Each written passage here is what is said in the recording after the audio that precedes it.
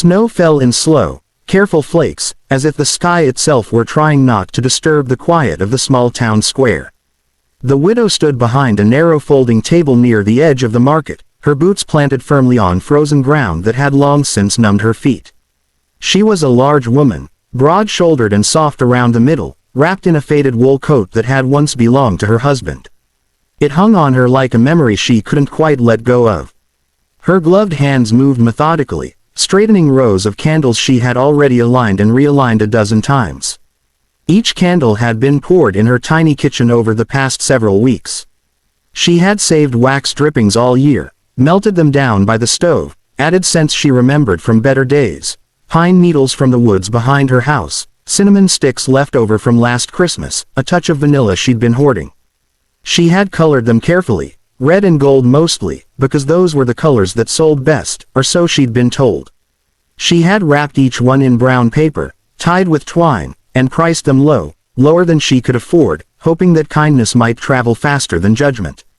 But the crowd drifted past her table as if it were invisible. Couples laughed and leaned into each other, children darted from stall to stall clutching sweets, and neighbors greeted neighbors with easy familiarity. A few people glanced her way, then looked quickly elsewhere.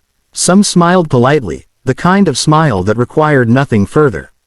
Others barely saw her at all. She felt their eyes skim over her size, her tired face, the deep lines etched by grief and years of being overlooked. No one stopped to smell the candles. No one asked how much. The cold crept through her gloves and into her fingers. She shifted her weight, trying to stay warm, and told herself it was still early. Christmas music floated from the hardware store speaker across the square, cheerful and relentless.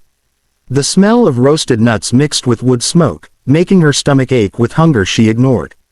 Every so often, she imagined her late husband standing beside her, teasing her gently, telling her not to worry so much. The thought made her chest tighten. As the afternoon wore on, the sky darkened to a bruised blue, and lanterns flickered to life along the street.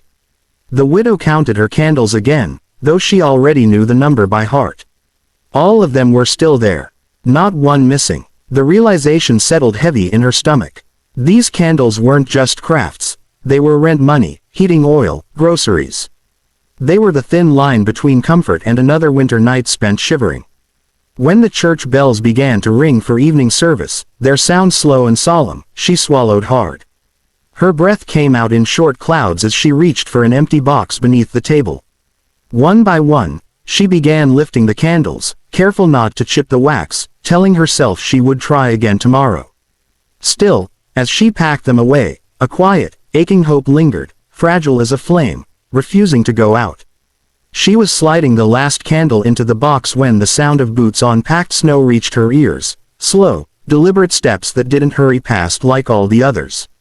She looked up, half expecting another polite glance and nothing more, and instead found a man standing a few feet from her table. He was tall and lean, wrapped in a weathered coat the color of old leather, a wide-brimmed hat shadowing eyes that looked both curious and calm. Snow clung to the brim and shoulders of his coat, and the faint scent of horse and cold air seemed to follow him. "Evenin'," he said, his voice low and easy, like it belonged to the quiet spaces between words. He tipped his hat, not quickly or dramatically, but with a kind of respect that caught her off guard. She returned the greeting, suddenly aware of her own breath, of the way her coat strained at the buttons. For a moment, neither of them spoke. His gaze moved over the candles still on the table, not skimming, not dismissive, but lingering as though he were reading a story written in wax and twine. "You make these?" he asked. "Yes," she replied, her voice steadier than she felt. "All of them." He picked one up, a deep red candle wrapped in brown paper, and turned it slowly in his hands. He untied the twine just enough to lift the paper and breathe in the scent. Pine and cinnamon drifted into the cold air. His expression softened, and he nodded, as if something inside him had been confirmed. "They smell like Christmas ought to," he said simply. Her cheeks warmed at the words, and she found herself explaining how she'd poured them herself, how she'd learned from her mother years ago, how the wax came from leftovers and careful saving. She wasn't sure why she was telling him all this, only that he listened without interruption, without the faint impatience she was used to. When she finished, she realized she was gripping the edge of the table. He reached into his coat pocket, then paused. "How much for the lot?" he asked. She blinked. "The lot. All of them," he said, glancing at the box beneath the table. "Every candle you've got." Her first instinct was disbelief, followed quickly by embarrassment. "You don't need that many," she said, shaking her head. "I can make you a better price if you just want a few." He smiled then. Not wide or flashy, but warm, the kind of smile that felt like a lit stove on a cold night. "Ma'am, I know exactly how many I need." He named an amount that made her breath catch, more than the total she'd hoped to earn. She tried to protest again, insisting it wasn't right, that others might want some. But he gently interrupted, placing the money on the table as though setting something precious down. "Christmas is about light," he said. "And light shouldn't sit in a box." Her hands trembled as she gathered the candles, passing them to him one by one. Each exchange felt unreal, like she might wake up any moment. When the box was empty, the table bare, she looked at him, searching for something to say that felt equal to what he had done. "Thank you," she managed, her voice thick. He tipped his hat again, eyes kind. "Merry Christmas," he said, and for the first time that day, she truly believed it might be. Night settled fully over the town by the time the widow locked her empty box under the table and turned to leave. The square, once loud with chatter, had grown quieter, wrapped in that gentle hush that came just before snowfall thickened again. She took a few steps, still dazed, when she noticed movement near the church steps. The cowboy was there, unloading her candles carefully, lining them along the stone ledge as if arranging something sacred. Curious, she paused at the edge of the square, her breath catching as he struck a match. One flame bloomed, then another. The light reflected off the snow, soft and golden, pushing back the dark in widening circles.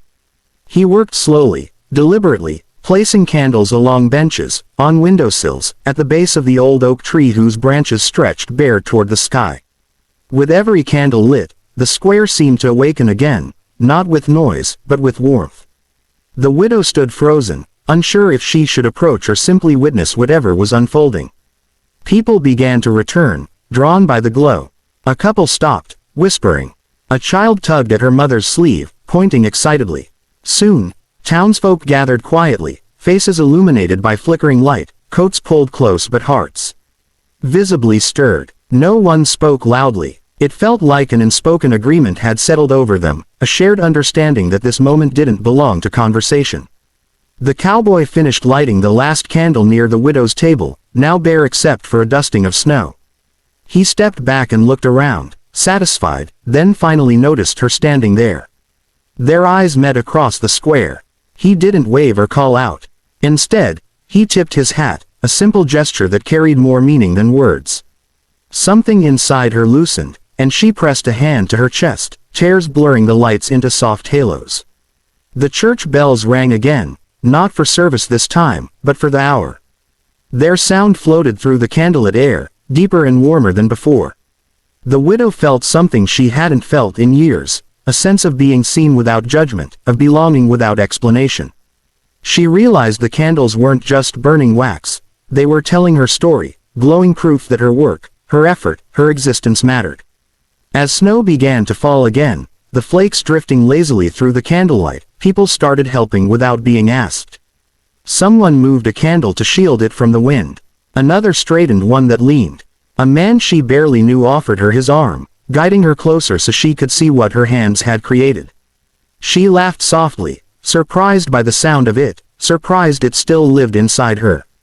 The cowboy lingered only a moment longer, then turned away, blending back into the quiet street as naturally as he had appeared.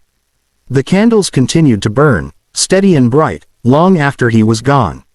And in their glow, the widow stood taller, warmed not just by the light, but by the kindness that had finally found her, right when she needed it most.